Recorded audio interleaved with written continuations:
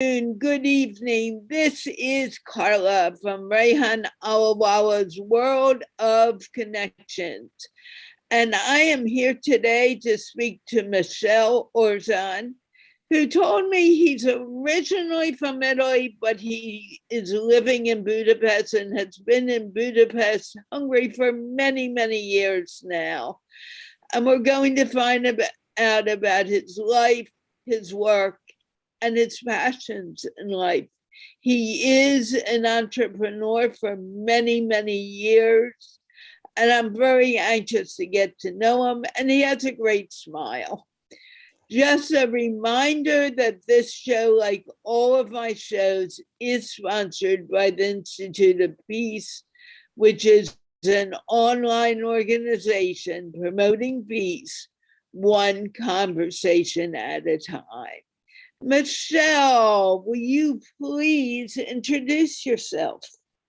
Yeah, thank you very much. Thank you very much for this interviews. So as you said correctly, I'm Italian, but I moved to Budapest, Hungary, about 28 years ago.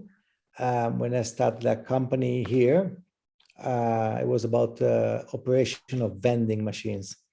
So I started a quite successful company, and I expanded to Romania, Croatia, and also my original Italy.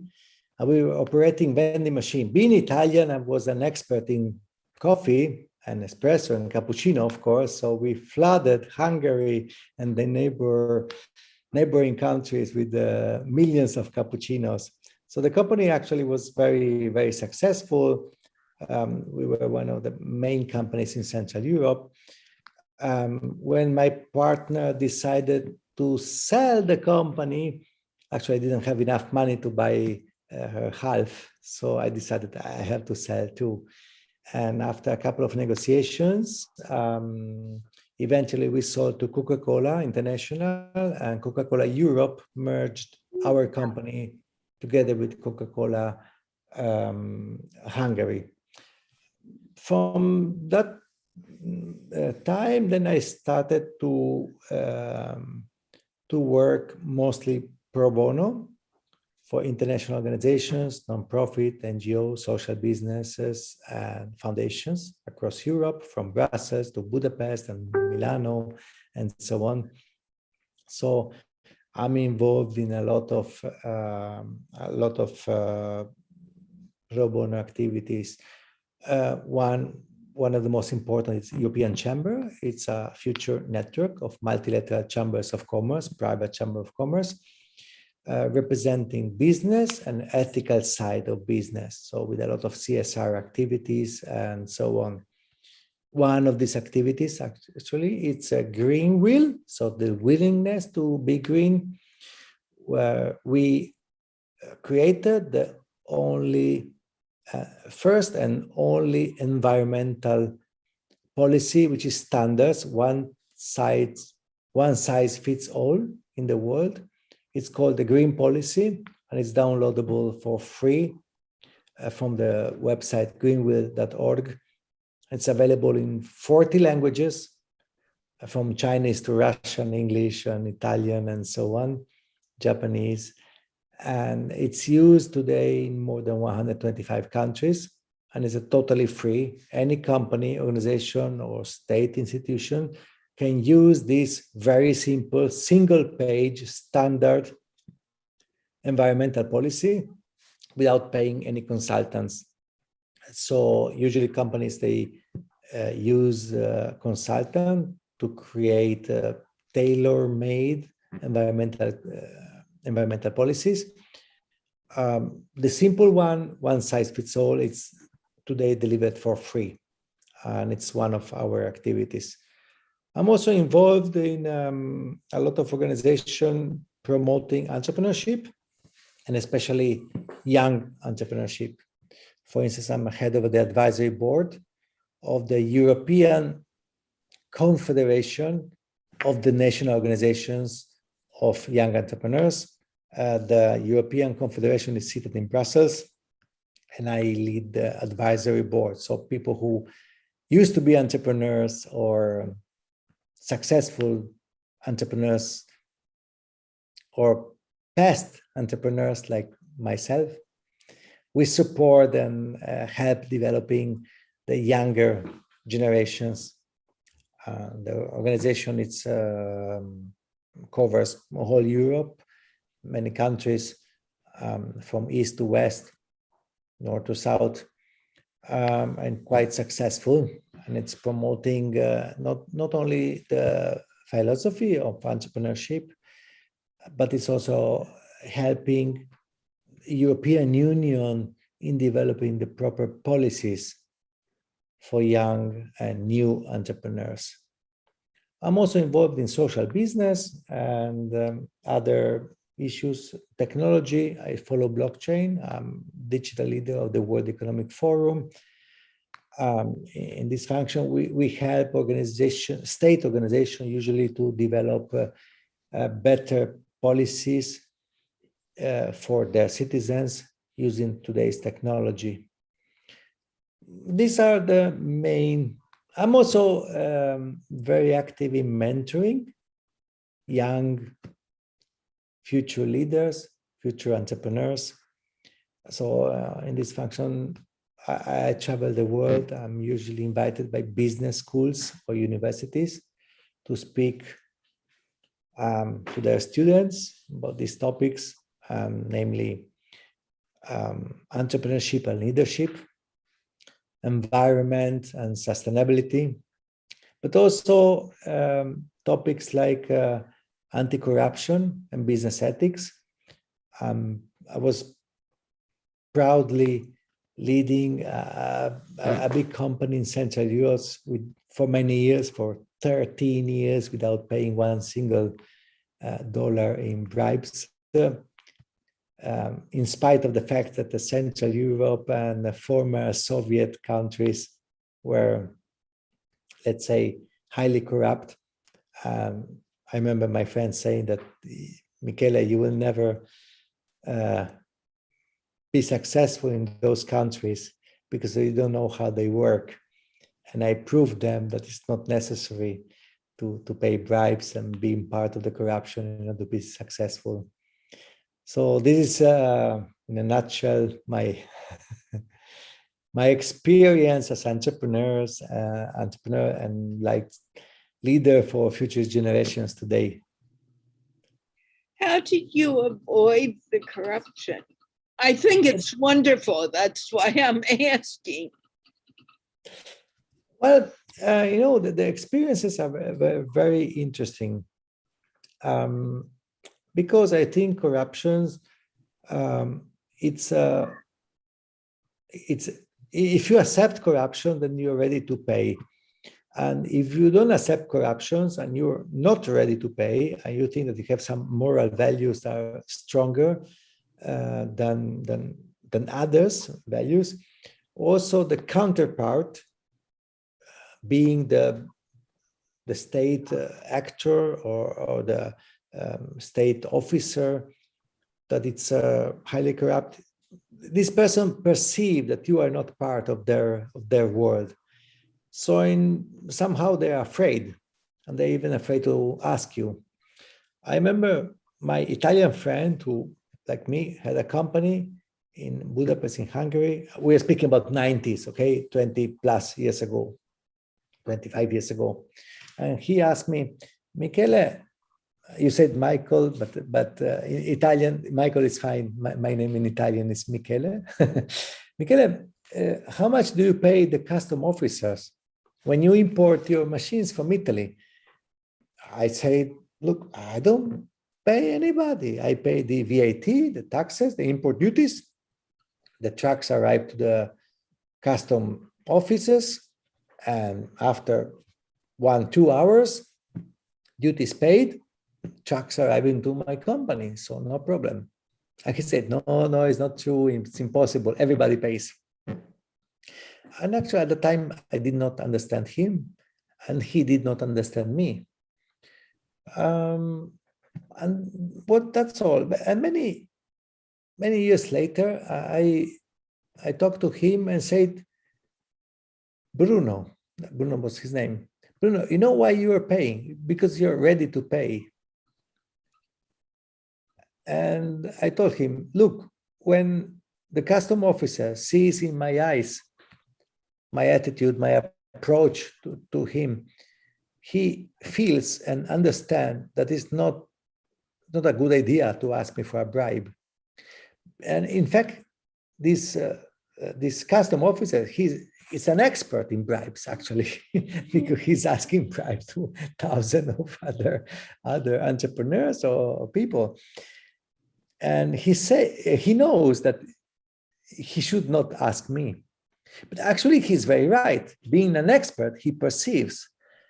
And why I tell you that he's right? Because instead of paying $500 in bribe to him, I'd rather spend $10,000 or $20,000 of my company to send him to prison.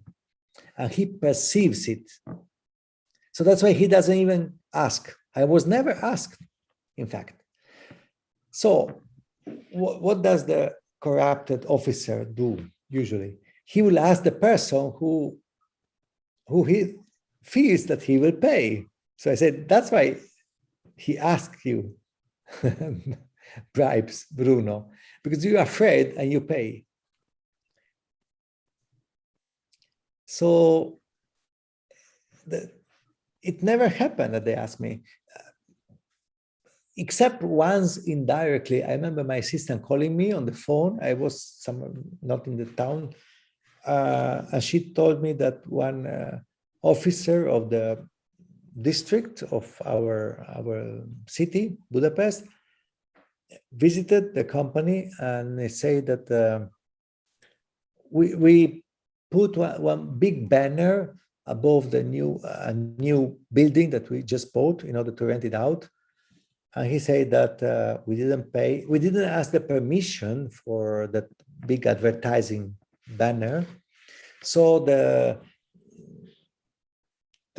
fine would be quite important, but if he pay him in his pocket directly an equivalent of about $100, he would take a paper, he would backdate our request for the permission. We would pay a minimal tax for it. It will be approved, backdated, and nothing, we would not get any fine. And my assistant say, hey, he wants to talk to you.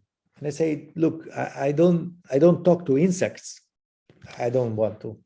But I called her 5 minutes later, very quickly, and I told her, look, I have a better idea. Call him back and tell him these words that I will tell you now. And the words were precise instructions. Actually, she called him and said, Mr. Inspector, we would like to solve the question. Can you come to our office tomorrow and we will solve the issue? Of course, I was not in the office because as I told, I don't meet insects. And she was in my office, and she went in my room. She asked, so can you tell me again the issue? And he explained, so you didn't ask the permission to put that one, give me €100 in my pocket, and I will backdate one paper. It will be approved. Everything will be okay. And she, at the time, she told him the exact words that I instructed her. I said, sir, she said, sir, this conversation was recorded. Now I will lock here ourselves, both here in this office, and we wait for the police. 0.1 second and he disappeared, never came back. We never got any fine, any inspection. For 10 years, nobody of the local authority visited our company ever. So, you know what? Probably the inspector went to his colleague and said, don't go there, it's too dangerous. Let's go there, they pay. So it's the attitude that you show that instructs the other people, or let's say gives the direction to other people how to interact with you. So if you are strong enough, you decide the outcome of mostly, I'm sure that's not always, but mostly of the issues like that one. I love it because honesty is, the old saying, honesty is the best policy, but honesty is the way to have really good business partners. Now, you've been in business for 20 some years, and you've started something that is environmentally friendly. When did you start that aspect of your business? That's interesting. When I was a kid, 10 years old, or from 8, 9, 10 to 12, I had an association for the environmental protection. I was living in the countryside, in the hills in Italy, next to the border between Italy and Slovenia today, but at that time was Yugoslavia. And I had this association for environmental protection. But I have to tell you the truth. My second big business, the first one, it was in copy machines and laser printers. We were selling, we were dealers, and we were servicing in our area. But in Hungary, I was dealing with vending machines, so single serve automatic vending machines. And we were using plastic cups. At the end, after many years, I hated that job because I was polluting the world by giving single-use plastic cups. So I sold the big company, but later I sold I had some smaller 4 or 5 leftovers of the big sale, smaller companies, and I sold them at a loss because I really didn't like that that industry. I hated it. I think I lost. I wouldn't know even how much money. I sold a fraction of the value of the company just to get rid all of them. So I was part of the problem by not considering the environmental aspects of the business. So that's why I was happy when I took decisions to move on and don't work in spite of being in a profitable market, in spite of working hard, and adopt the rule of thinking always the environmental aspects of the decision we are going to take. So now I follow the main rule. The main rule is that I pledge to the society, and I promise myself to always consider the environmental aspects of every decision I'm going to take.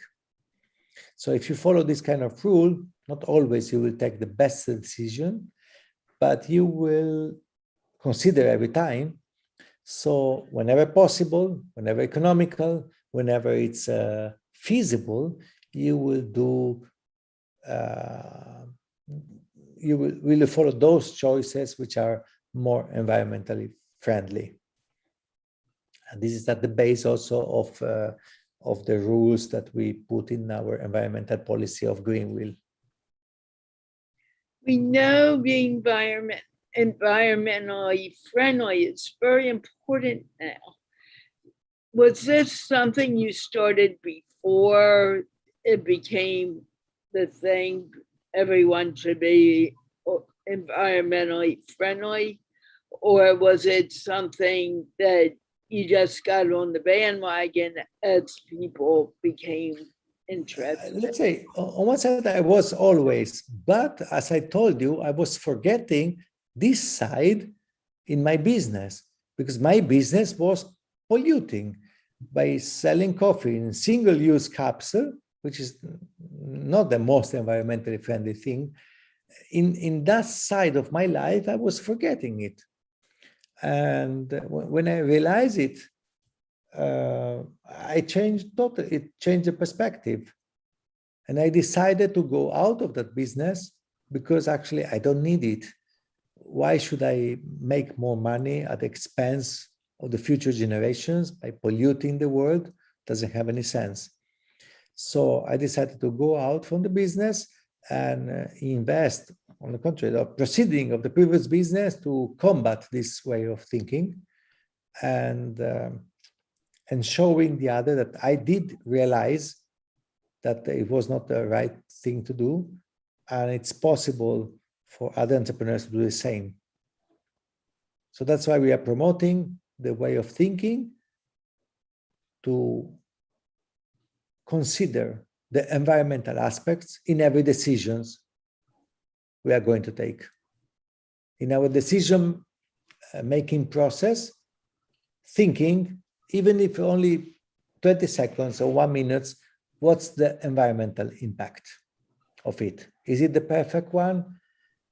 It doesn't mean that you have to choose always the best environmental aspect or possibility, because sometimes it's not possible, too expensive, or it will kick you out from business, or it's simply not affordable, or not the best solution in that moment. But if you consider every time, statistically, over time, you will take many better decisions. How long ago did you get interested in making sure that you were environmentally friendly? Can you ask again? I didn't hear because. Okay. How long ago did you make that decision to go green, so to speak, or environmentally friendly? Was it in the beginning of your career, or?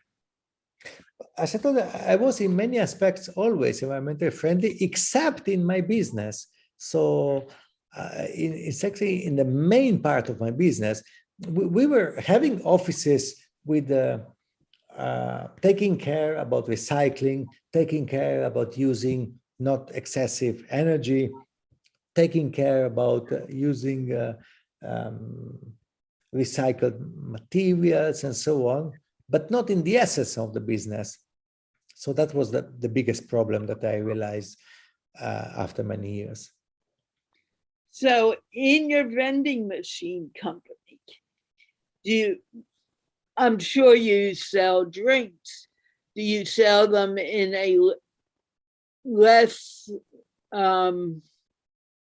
using glass instead of bottles? Or if you're using bottles, do you have something where people can recycle and maybe get 2 pennies back per bottle or whatever? Yeah, but I know that vending machines in America means something else than vending machine in Europe. From vending machine in Europe, we mostly drink coffee, freshly brewed coffee. You mostly buy soft drinks. So I was in vending machine of coffee. Coffee and cappuccino freshly brewed from the machine. Wow. Selling coffee, this man is selling in plastic single-use cups. So that was the part I didn't like at the end. Of course, we were promoting the use of your own cup. For instance, the machine we were in public spaces, but those machines were in offices. We were promoting, we added one button for using your own cup. So if you press the cup on, the machine would not deliver the cup, a single plastic cup, but you would use your own. But it was not enough, And that the number of people who would use their own cup, it's extremely low, maybe 1 to 3%. So 97% would use a single cup every time they would drink a coffee. And this is not acceptable. I realized later, but I'm happy that I did realize. So now, do you still do the coffee? sell No, coffee in your machines? no, no. As I told you, I sold all the biggest company to Coca-Cola and the smallest company to some smaller multinational in Europe, namely the Romanian company to one Italian multinational, the Croatian also to another Italian multinational, and the Hungarian. Actually, all in all three countries where I had the smallest company at the end, I sold to Italian companies. Italians are experts in Europe in vending machines, so they Really? yeah. I'm amazed to hear that. Why Italians, is it so? because in Italy there's this culture of coffee, of fresh coffee, espresso, short coffee made in the moment of the consumption, and the biggest producers also of vending machines for espresso coffee, not for packaged drinks or soft drinks, are all Italians. It's called Rea Vendors, Bianchi, Saeco, all brands in Italy producing machines, and they are world leaders. Someone just wrote a very interesting question, and thank you, Mara. How can we shift people's frame of thinking to more environmentally friendly options? Look, as I told you before, if you adopt as a rule in your life, but not only in your family, but in your workplace, in your company, in your organization, NGO, association, school, everywhere, the simple rule of considering the environmental aspect whenever you take a decision, by dedicating just 1 minute to the topic, at the end, you will end up statistically making a number of decisions better. It's very easy. The pledge that we ask to the companies, and the companies say, it says very simply, let's see if I can show you here. No, it's too small on my phone, but it's kind of, I pledge to consider environment aspects in my activities and in my decisions. So that's all. It's easy to follow one single rule like that. And you did this 20 some years ago, correct?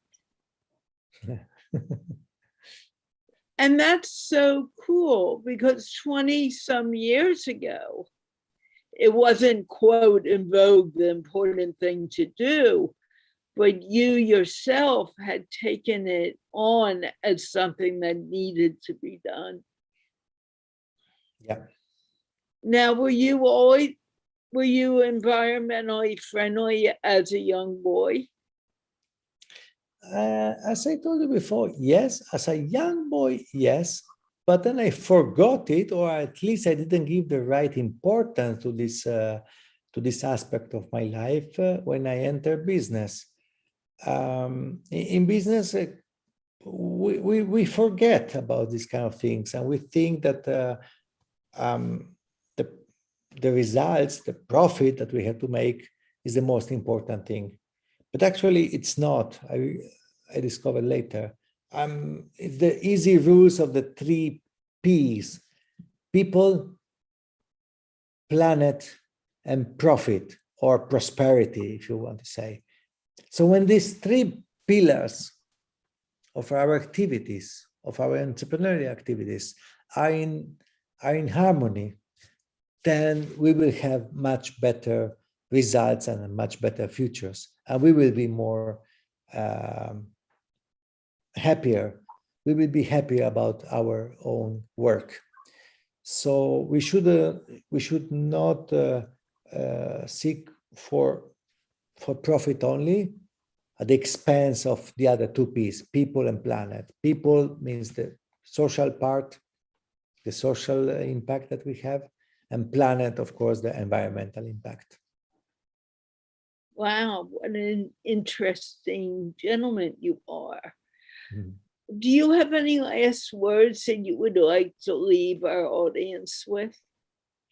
Well, I may repeat this very simple rules of the three P's: people, planet, and profit. When these three pillars of the human activity, of our activities, are in harmony, and we can keep them in harmony, we will have a better, more prosperous future for all of us, and including the future generations, because we are using the resources that they were given to us by somebody else. We have to take care of them and allow the future generation to enjoy the same extent that we are doing it. And I want to thank you for spending the time with me. You're an extremely fascinating gentleman. It's a pleasure for me to be here with you, and thank you very much for your interview. Well, it's a pleasure for me to speak with you, and I'm glad Rehan Allahwala made the connection. And having said that, we have come to a little over half an hour, and I promise to let you go in half an hour. So I want to thank you for speaking with me. I want to thank the audience who watched and asked such a great question. And hopefully we will speak again sometime. Okay, and I greet you from Europe, and greeting to everybody who is listening to it. Let's work together for a better world. I love that thought that you just brought up.